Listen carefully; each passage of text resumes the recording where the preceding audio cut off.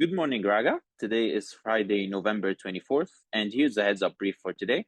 Today's production to our clients consisted of a total of 67 issues. We covered 36 issues in East Asia Pacific, 22 issues in South Asia, and 9 issues in the EMEA region.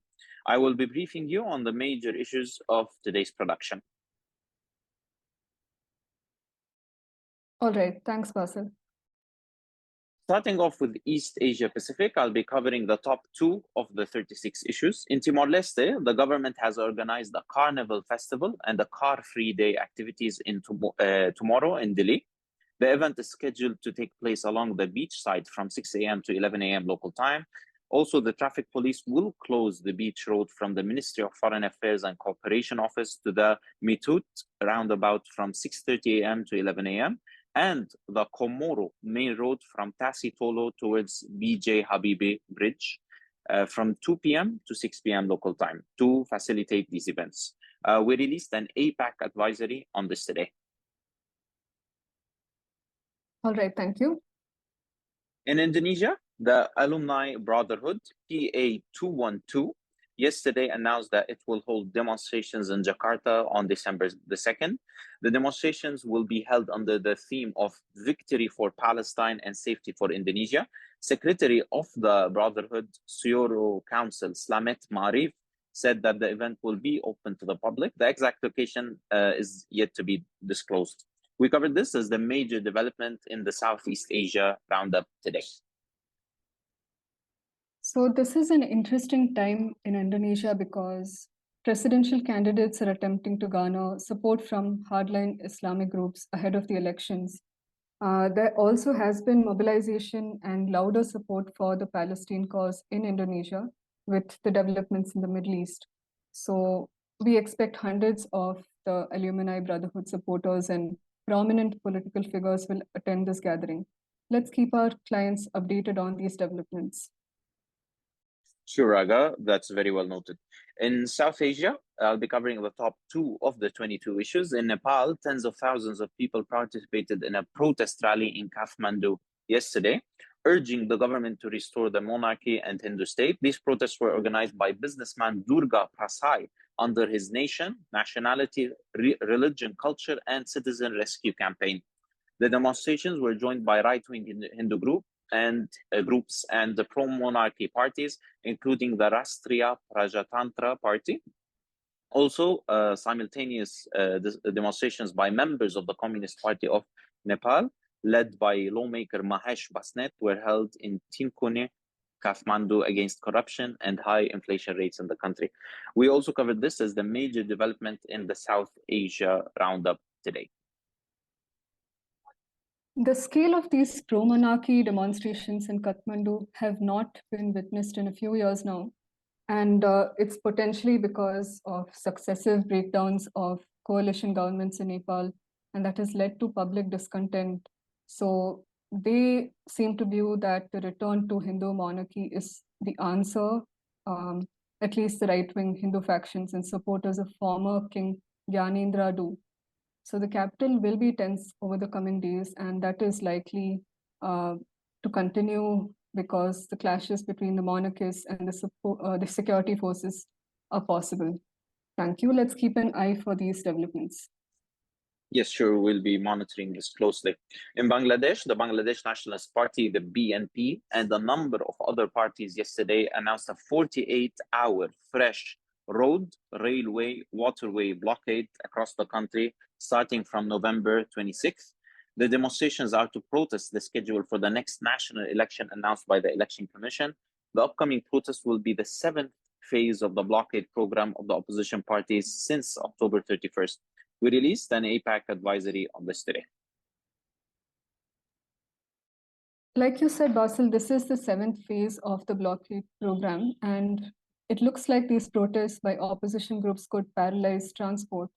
Political tensions are quite high in Dhaka currently, and there is a possibility of arson attacks and clashes continuing this weekend. So let's monitor this closely and keep our clients informed. Okay, Raga, for sure. In EMEA, I'll be covering the top 3 of the 9 issues. In the Netherlands, far-right politician Geert Wilder's Party for Freedom won the most seats in the latest general election. The PVV party won 34 out of the 150-seat parliament, with around 98% of the votes counted. The GroenLinks PVDA alliance, which is a coalition led by former European Commissioner Frans Timmermans, has won 25 seats in the election. Also, outgoing Prime Minister Mark Rutte's People's Party for Freedom and Democracy won only 24 seats. The PVV leader, Wilders, is known for his xenophobic and anti-Islam remarks for over 20 years. We conveyed this to our clients via an advisory message today. This is an unprecedented victory of a candidate who was once viewed as a part of the fringe far right. What do you make of these developments in the Netherlands, Bassel? So, Raga, the PVV party's latest win in these elections was highly unpredictable, actually, by the public and analysts. It was a shock across the Netherlands. But this shows us also that the victory has signaled that even the Netherlands is not immune to Europe's political swing to the right. So we've seen this before in previous elections across Europe, especially this year and the year before. We've seen the rise of populists in Poland, Italy, Hungary, and Slovakia. So this is very interesting. However, I still doubt that Wilders' extremist views on several social and economic issues will pass, because he needs to form a coalition with centrist parties in order to become the prime minister. So this is a big question if he'll go on a hardline approach against Islamists or immigration, actually, and the European Union. So that is yet to be seen, actually. That's interesting, Bassel. Just a follow-up to this, and because you mentioned that there is a sort of a trend in Europe, do you see this a wave of sorts going through Western Europe, and anti-Islamist sort of a sentiment? Yes, for sure, Raga, and this has been exacerbated actually by the Israeli-Palestinian conflict. We've seen how this conflict recently have divided the world into two camps. One camp is pro-Palestine and one camp is pro-Israeli, and most of the Western European nations have been pro-Israeli. However, immigrants in those countries, which are predominantly from, let's say, Arab countries or Muslim countries, have risen up against the government for its support to Israel.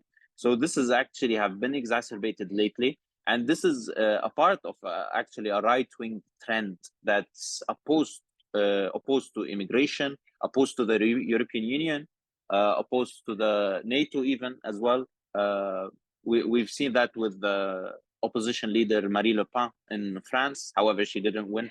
So that's for sure a part of an increasing trend across Western Europe.